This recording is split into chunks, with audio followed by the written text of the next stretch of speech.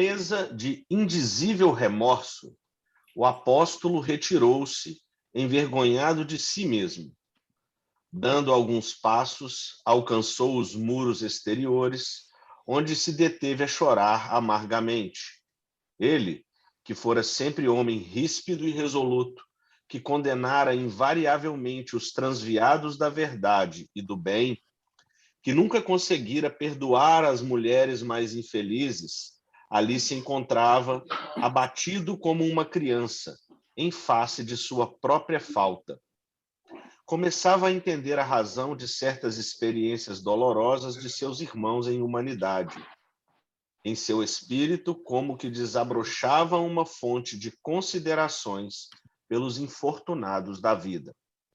Desejava ansiosamente ajoelhar-se ante o Messias e suplicar-lhe perdão para a sua queda dolorosa.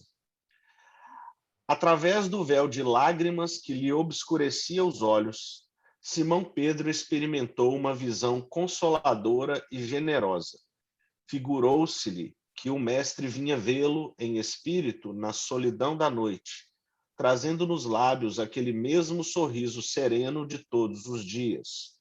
Ante a emoção confortadora e divina, Pedro ajoelhou-se e murmurou: Senhor, perdoai-me.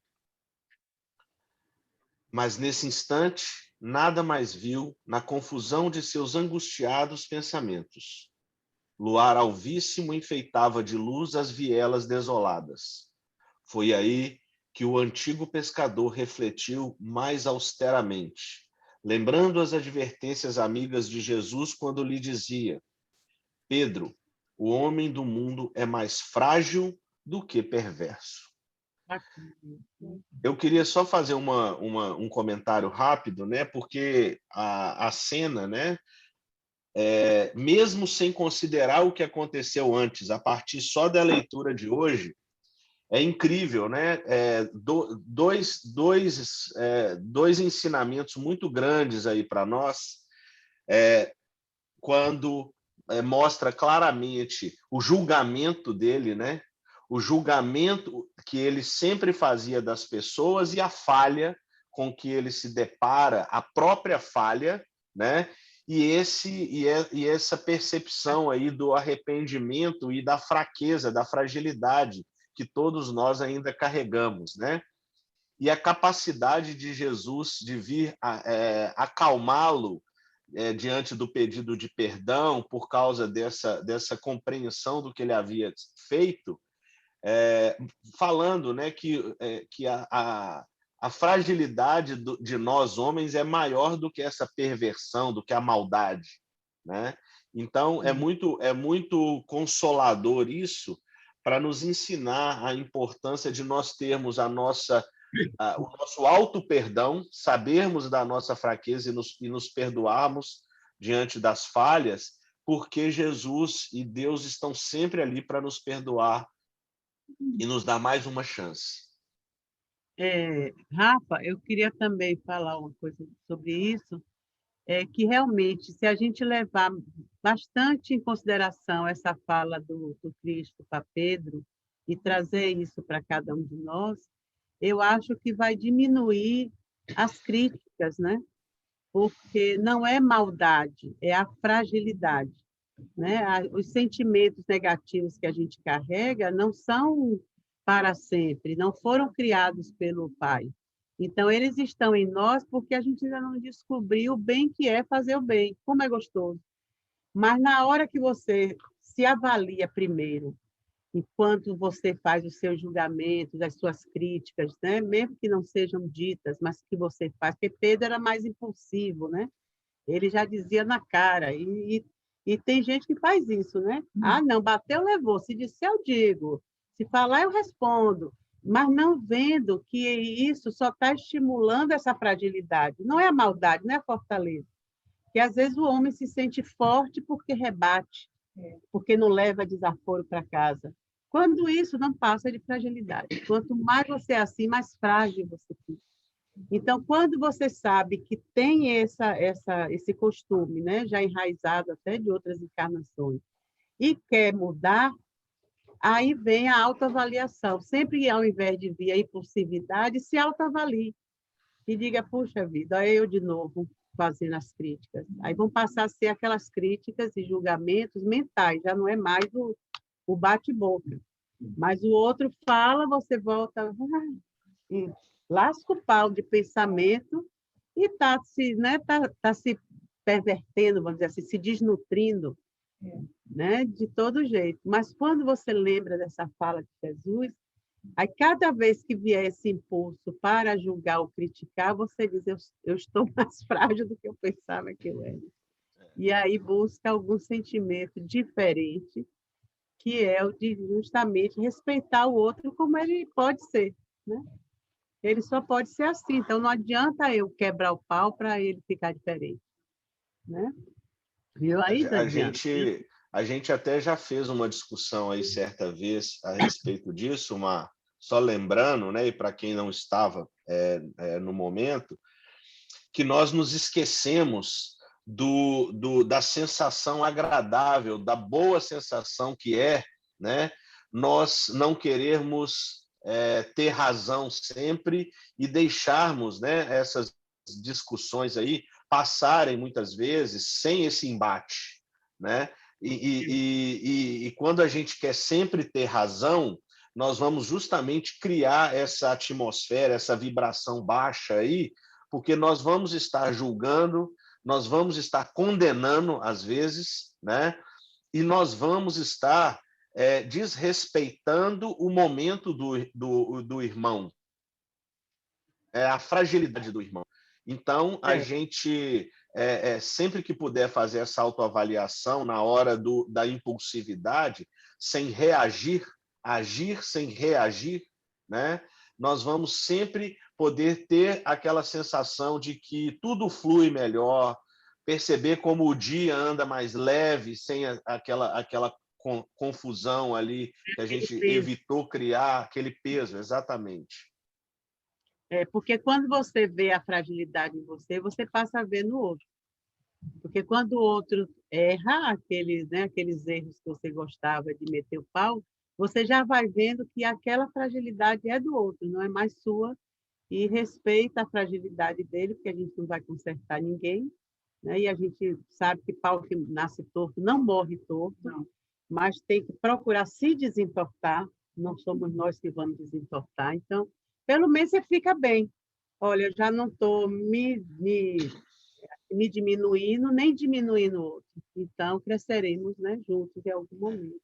E uma outra coisa que eu penso também é o seguinte: dentro de uma consciência, né, de um discernimento que nós já conseguimos obter e alcançar aí até pelo fato de estarmos em contato com a doutrina e com a casa espírita ou com qualquer outra casa, né, religiosa, é a decisão inteligente, né?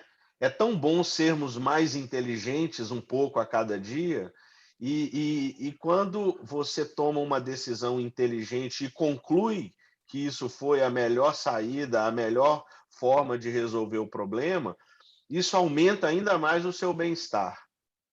Isso mesmo. Maduros, né? Continuamos? Continuamos, vamos para a oração do horto. A oração do horto. Depois do ato de humildade extrema, de lavar os pés de todos os discípulos, Jesus retomou o lugar que ocupava à mesa do banquete singelo e, antes de se retirarem, elevou os olhos ao céu e orou assim, fervorosamente, conforme relata o Evangelho de João. Pai Santo, eis que é chegada a minha hora.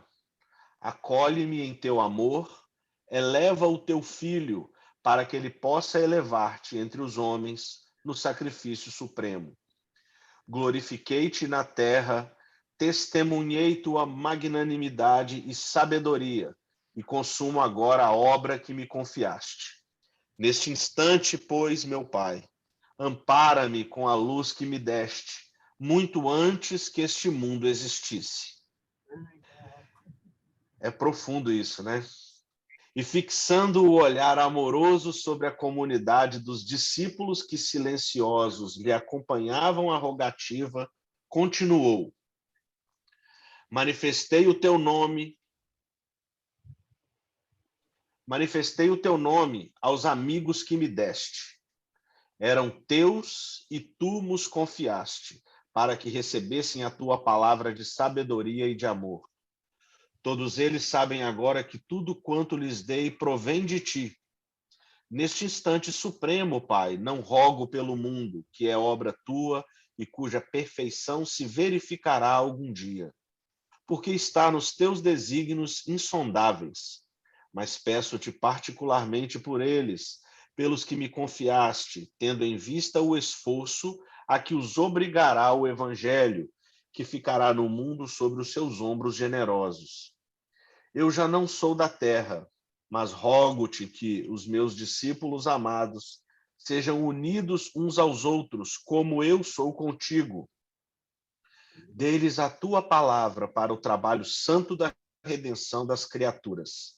Que, pois, eles compreendam que nessa tarefa grandiosa, o maior testemunho é o do nosso próprio sacrifício pela tua causa, compreendendo que estão neste mundo sem pertencerem às suas ilusórias convenções, por pertencerem só a ti, de cujo amor viemos todos para regressar à tua magnanimidade e sabedoria, quando houvermos edificado o bom trabalho e vencido na luta proveitosa. Que os meus discípulos, Pai, não façam da minha presença pessoal o motivo de sua alegria imediata. Que me sintam sinceramente em suas aspirações, a fim de experimentarem o meu júbilo completo em si mesmos. Rafa, eu gostei desse negócio aí. Que os meus discípulos, né, não façam da minha presença pessoal motivo da sua alegria imediata, porque a alegria imediata é que leva ao fanatismo, à euforia. Aleluia, Senhor! É aquela coisa, parece Ao que o Senhor extremismo, né? ao extremismo, não leva à compreensão, né, da palavra de Deus. Eu tenho a palavra, cadê a palavra? Parece que a palavra foi um pedaço da Bíblia que botou de lado. Exatamente. Eu vi essa semana o Caio Fábio falando que o povo usa a Bíblia como porrete, né? Eu uso a Bíblia para dar a surra nos outros, né? E ali Lógico, é nada. só de Bíblia mesmo. Exato. Agora, já que você comentou, Mar, sobe um pouquinho, que tem duas coisas muito interessantes aí que eu percebi. A primeira é a humildade de Jesus, né? A humildade dele falando. Aliás, antes disso, né? Imagina Jesus rezando por nós. Jesus pedindo ao Pai por nós. Olha que ato de humildade e de simplicidade da parte dele. E ele pede a Deus, né? Que pede a Deus por eles, né, por nós, porque o Evangelho vai ficar sobre os nossos ombros generosos.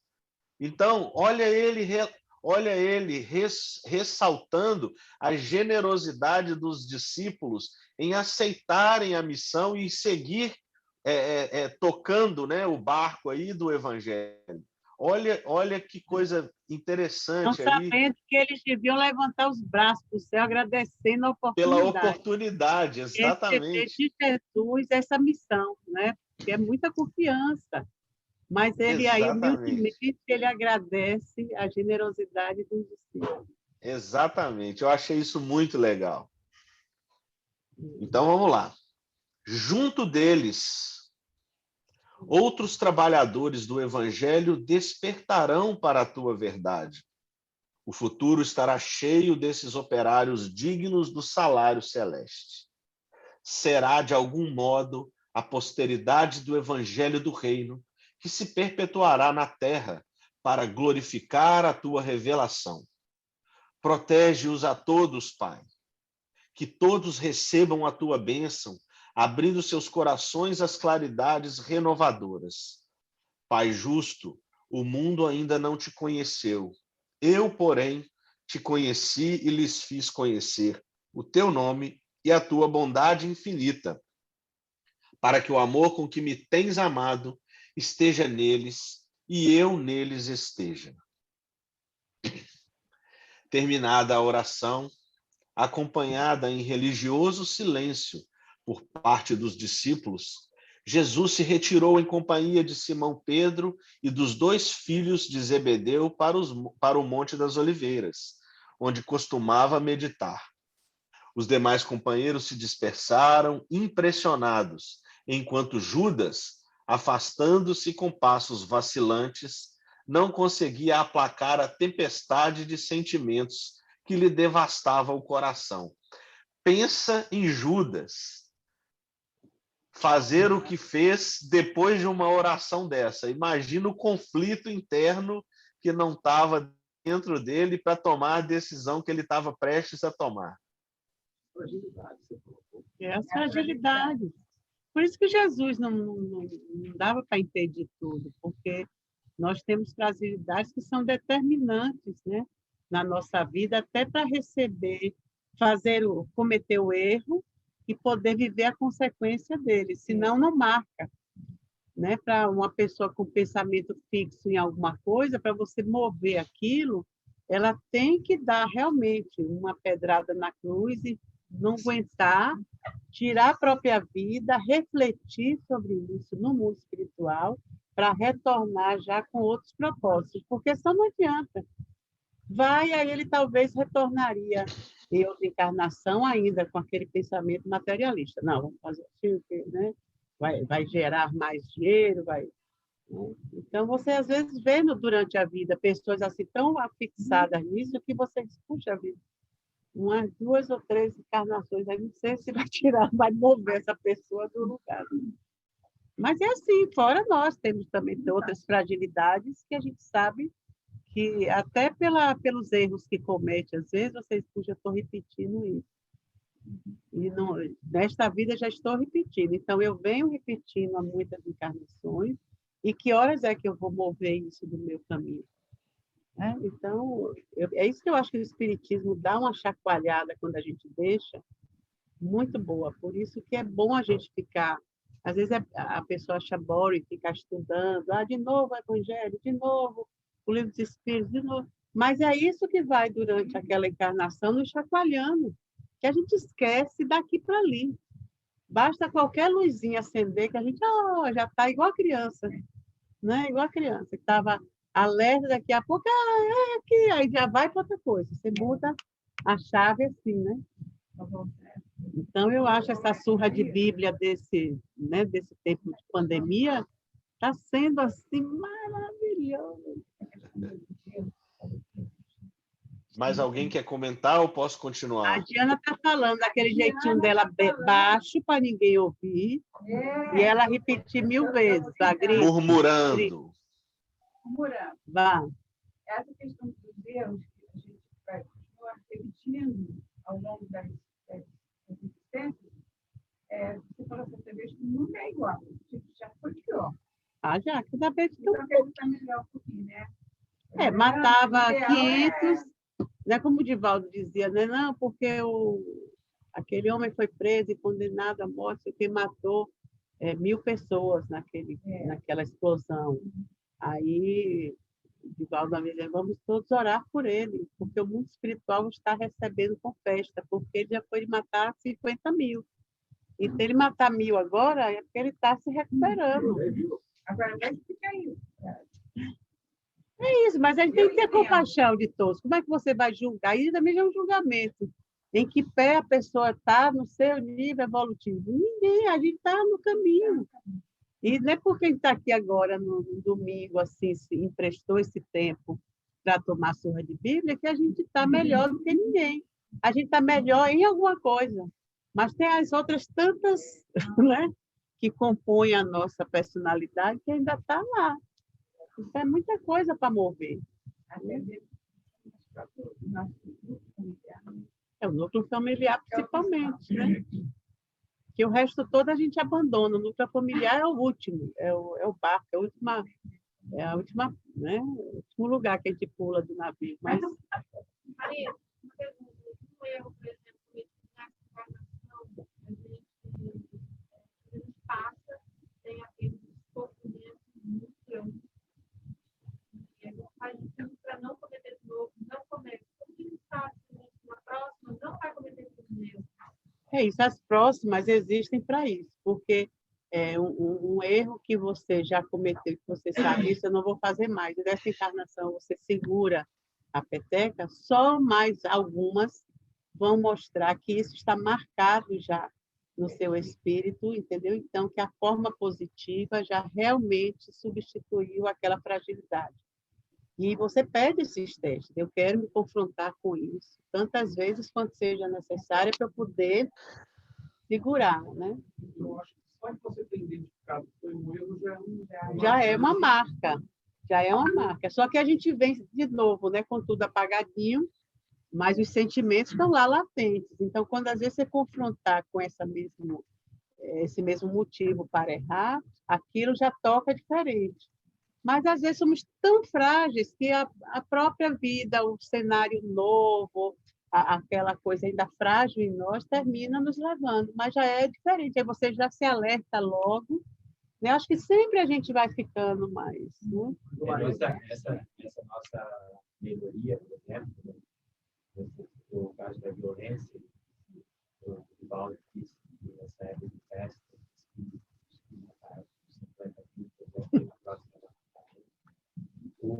tem um professor em Harvard que chama Steve Pinker.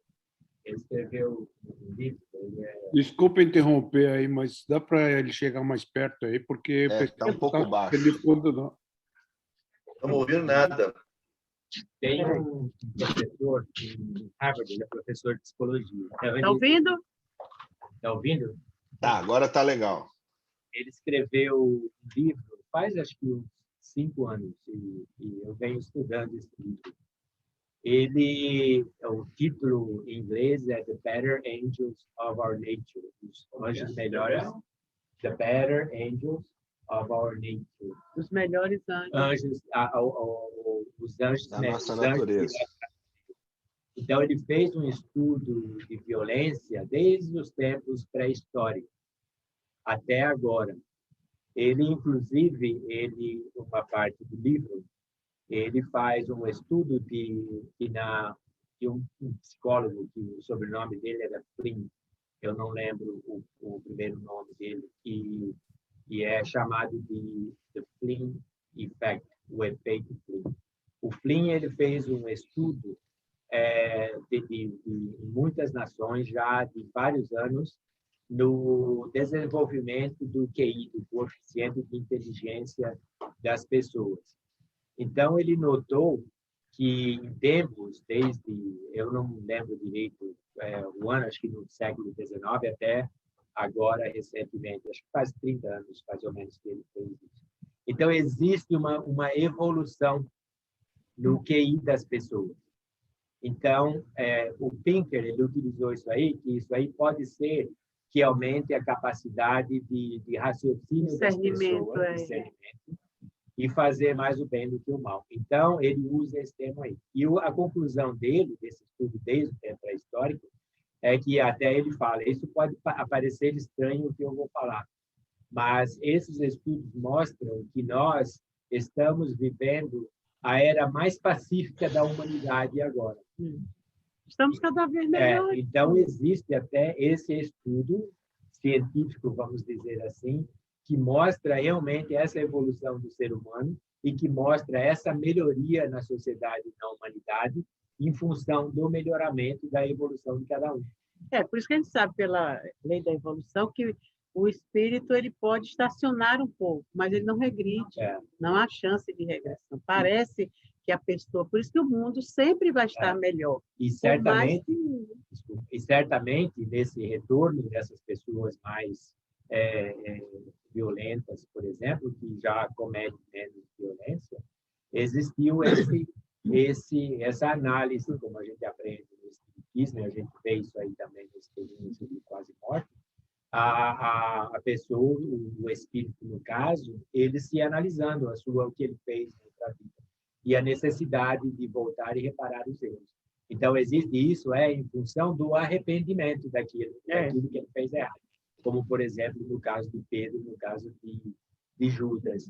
Eles cometeram uma ação que foi impulsiva de momento, pela fragilidade, né? No caso, Pedro defender a própria a vida dele, porque se ele fala eu era de Cristo, provavelmente ia ser crucificado junto, eu estou fora, né? Vou falar que eu não conheço o cara. Depois ele se arrepende, mas ele vai se redimir, ele vai fazer um trabalho, ele vai melhorar.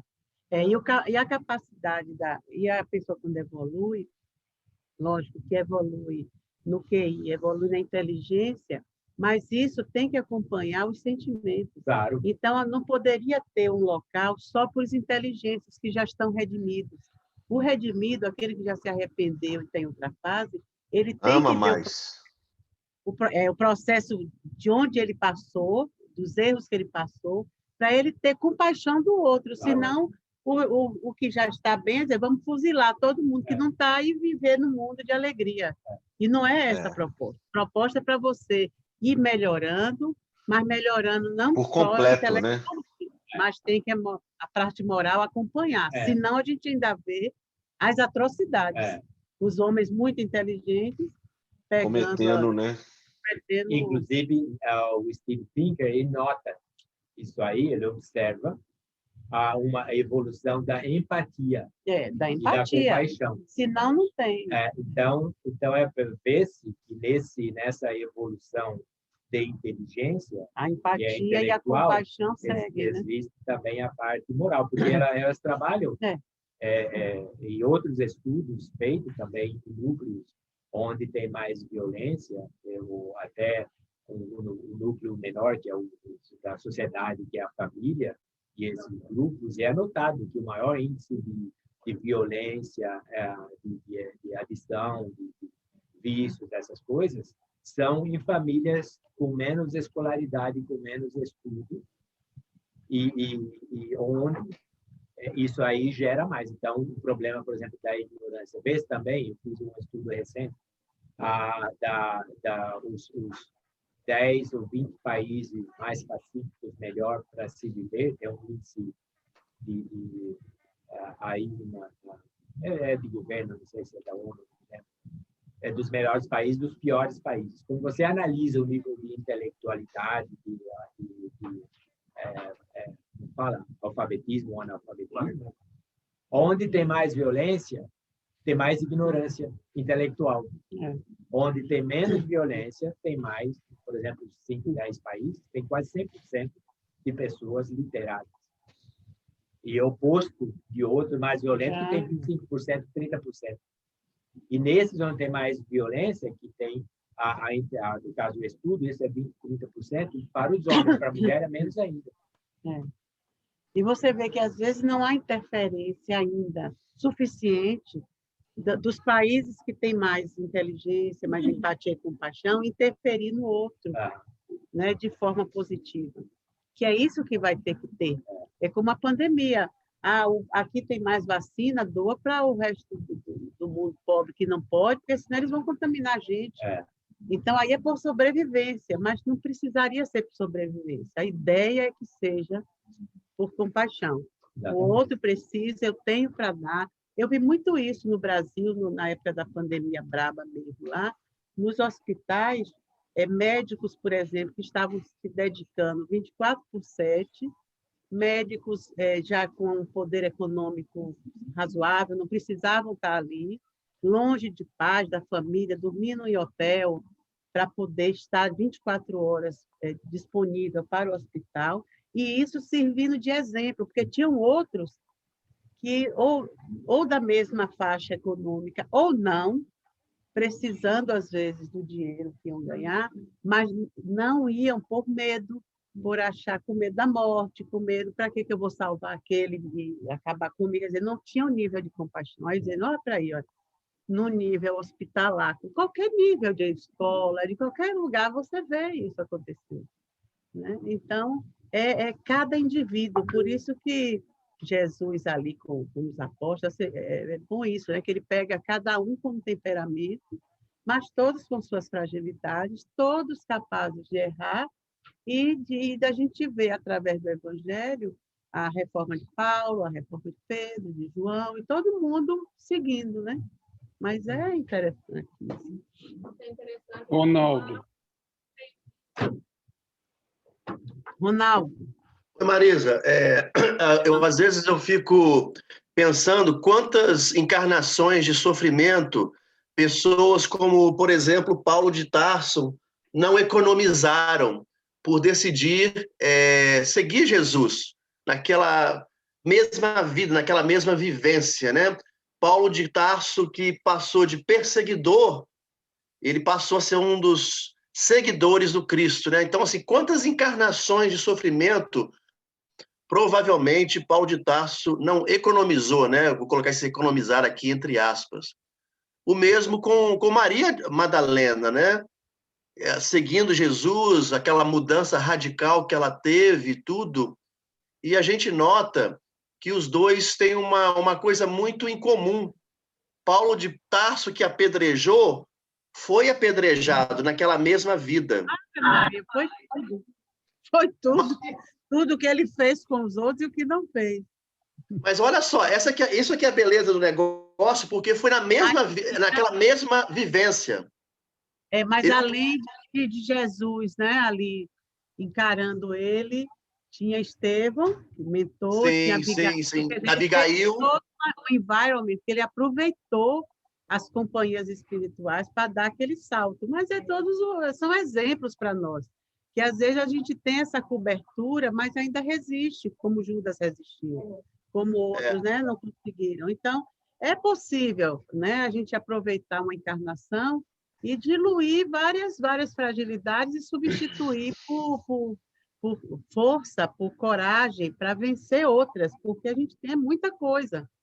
Não vai ser uma encarnação. Ali, didaticamente, mostra Paulo de Tarso, naquela encarnação, conseguir aquilo, mas isso não é o normal. Só quando você já está à beira à beira lá, pular para o céu.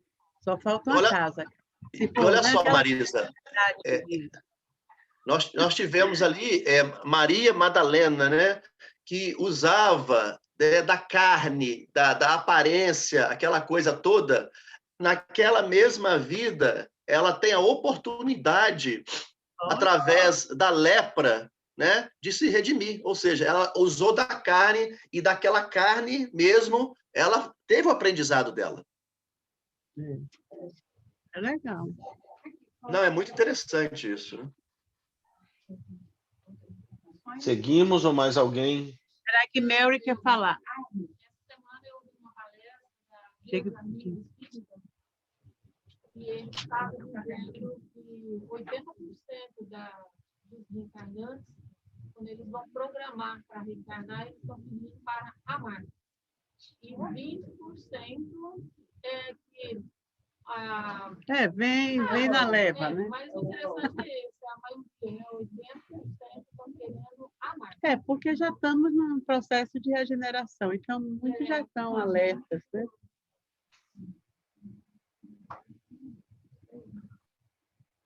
Diga aí. Alguém mais?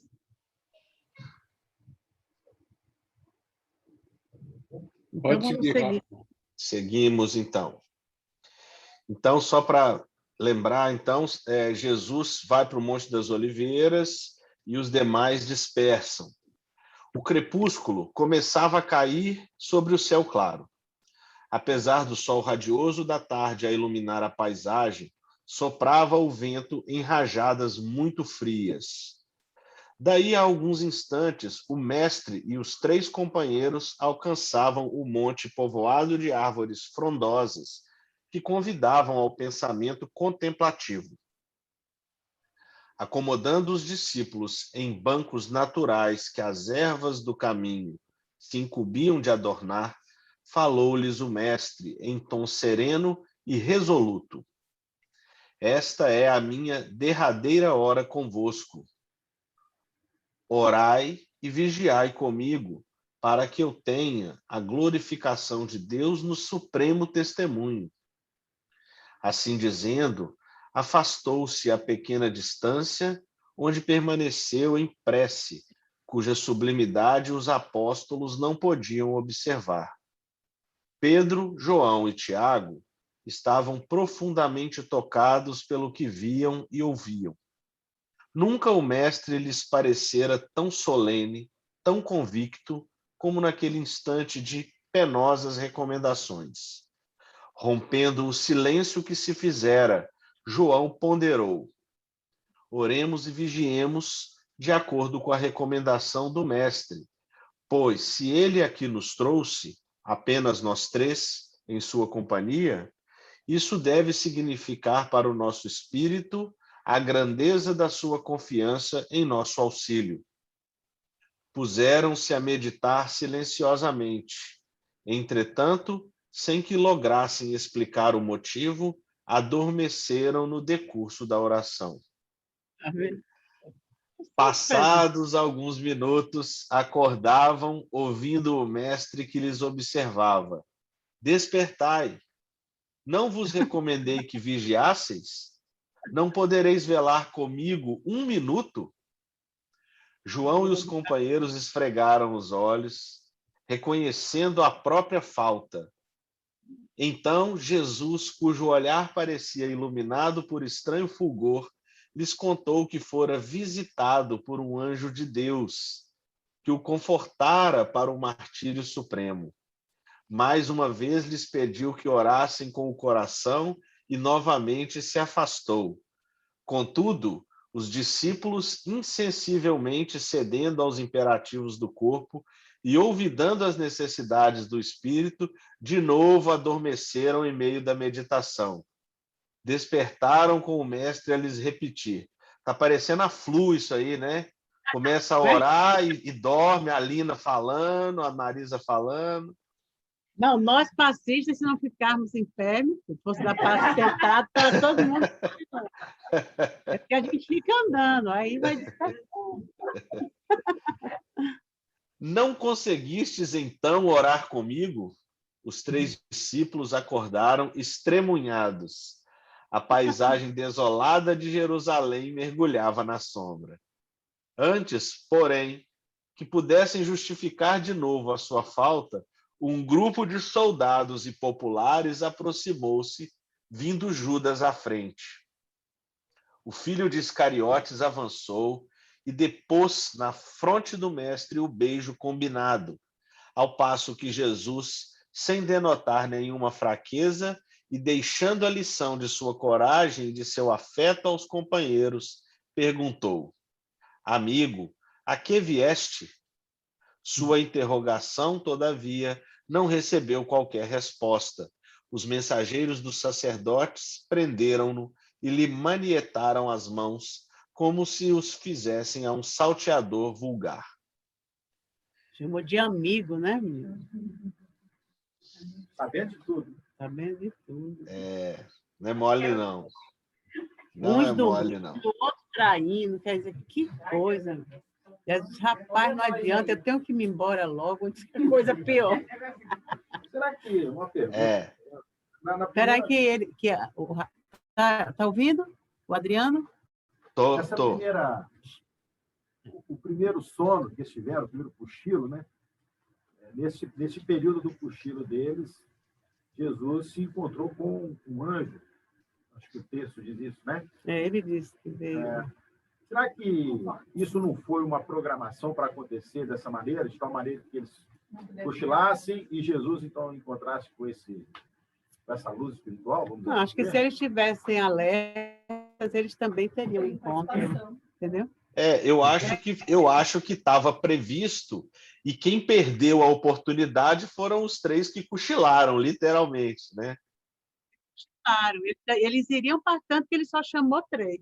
Iriam participar daquele encontro espiritual dele, mas aí dormiu. E havia uma certa consciência, porque João, né, chama a atenção de Pedro e Tiago falando: olha, para nós estarmos aqui é porque ele confia na gente, então vamos fazer do jeito que ele pediu, né? Mas a fragilidade foi maior do que a capacidade. Era que E foi aí nesse momento também que Jesus mostra a fragilidade dele como ser humano. Porque aí ele vai chorar e até, segundo esse capítulo Eurípides. aí, bastante, vai pedir que Deus, se possível, que afaste esse cálice dele. Mas que depois ele fala, seja feita a sua vontade, não a minha. Mas eu acho que isso que ele fica nessa hora é como se ele, pelo menos com Eurípides Bassanufo, teve esse momento também que Jesus chora, né? Mas não é um chorar porque estou frustrado porque não consegui completar minha... É de ver ainda... Não é um choro de desespero, não. Não é de desespero, é aquele choro de emoção de deixar porque ele se tornou amigo e saber dos problemas que aquelas pessoas iam viver até completar suas missões, né? Até então não entenderam. Porque ele estando ali é como se ele dissesse, aqui eu estou tomando conta. Mas quando você se afasta, como você faz com seus filhos e tudo, vocês puxam para aí, agora foram viver sozinhos, nem vai para a faculdade, mas agora eles estão por eles. Aí dá aquela dorzinha que você, né, da proteção que queria fazer. Eu acho que é isso. Porque Jesus já não tinha mais idade para chorar, cansei, não quero ir para a cruz, afasta de mim esse cálice, entendeu? É o cálice da dor do irmão mais velho que se afasta e deixa os irmãos menores por sua própria conta agora, porque qualquer interferência, como a gente tem a interferência do mundo espiritual em nós aqui, às vezes a gente fecha completamente a porta de entrada e eles têm que ter paciência. Eu li alguma história, vi um filme, Jesus morto, ele chora esforçando. Qual é a agonia dele? Agonia. Já viu o espírito evoluir ficar agoniado? Pois não é? Agonia é a gente que fica. Rafa, onde é que você está aí que eu perdi aqui? Sobe um pouquinho, por favor. Volta mais um pouco. Eu queria só fazer um comentário de duas questões aí que me vieram aqui. A primeira delas é quando eles cochilam, eles dormem duas vezes, né? E Jesus pede a eles, orai e vigiai. Orai e vigiai. Justamente porque eu vejo aqui mais um ensinamento da seguinte forma.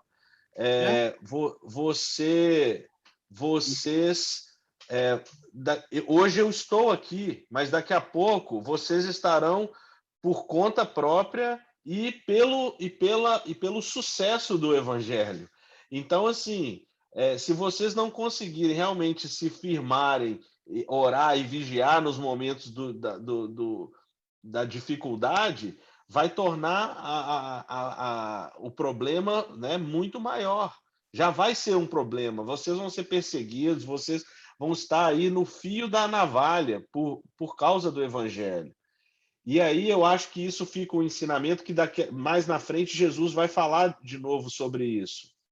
E a outra coisa que eu achei muito interessante é que Humberto de Campos, aí, a sutileza dele de resumir todo o episódio, a sutileza do Humberto de Campos na narrativa do episódio, né, com a chegada dos soldados, que se resumiu ao beijo de Judas na fronte de Jesus e ele resume aqui a prisão e sem dar detalhes ali da agressividade do momento que possivelmente possa ter ocorrido, né? Eu achei isso legal, porque depois ele interrompe ali e depois já passa para um momento para um momento posterior à prisão. Aí foi só para demonstrar mesmo isso, né? A fragilidade de Judas, mas sem dar muito detalhe, exato. Rafa, você faz